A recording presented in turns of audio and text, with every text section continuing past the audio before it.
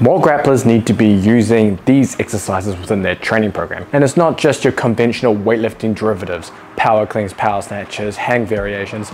These ones are a little different. And when I say different, they can add that spark to your strength training that you may need to break through that next plateau. What I'm referring to is the floating variations of the snatch pull and the clean pull. Now, if you don't have a strong weightlifting background, you don't know how to do these movements well, you can do this with the deadlift. I just don't think it's as effective because you have a deceleration near the end of the movement, whereas the snatch pull and clean pull, you have an accelerative strength profile with it. So just bear that in mind, but you can do these with the deadlift. Now, what do I mean by floating? By floating, I mean the bar never touches the floor after you perform the first rep. So you're doing sets of 3, 5, maybe even 6, and the bar's never touching the floor, so you're going up and down and performing the movement and having to support the load throughout the entire set. And that is where I believe the benefits transfer well from this movement to grappling arts, especially when you're having to support loads or essentially other people on your back when you're resisting posture breaks, stand up during wrestling, in someone's guard, etc, etc. You're also going to develop strength and power in the legs simultaneously, so you're getting a huge training effect with one exercise. And if you're short on time, this is one of those that can cover your legs and your back in one movement. So I'm going to run you through the key technical points so you can get these right and use it within your training program. I'll start with the floating clean pull because the clean pull variation is always going to be easier than the snatch pull variation.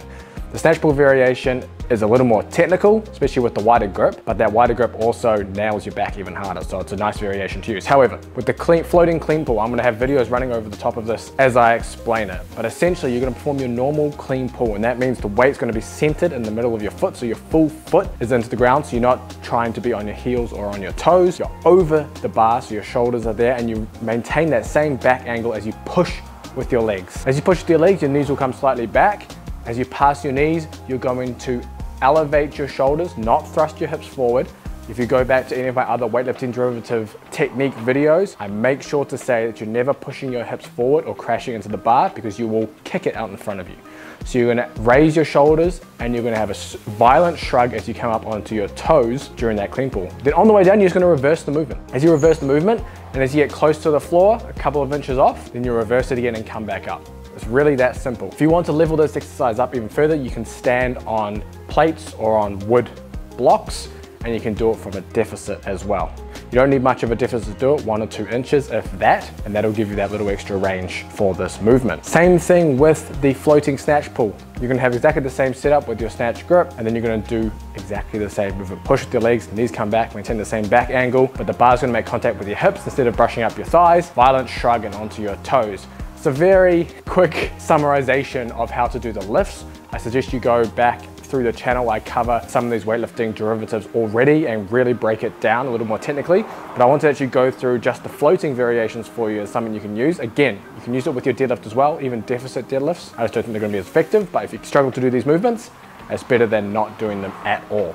Again, if you are on an abbreviated training program, for example, you've only got 30 minutes to strength train, doing these floating clean pull or floating snatch pull, and then doing an upper body pressing exercise like overhead press, incline bench, or bench press, that's a great session you can do to improve your grappling strength. Now, in terms of sets and reps, I like doing these for moderate reps. So typically I'm looking at doing 5 reps per set on this to get the training effect out of it. You could potentially go 6 to 8 reps. It's gonna be very tough and you're gonna be limited by load if you do that.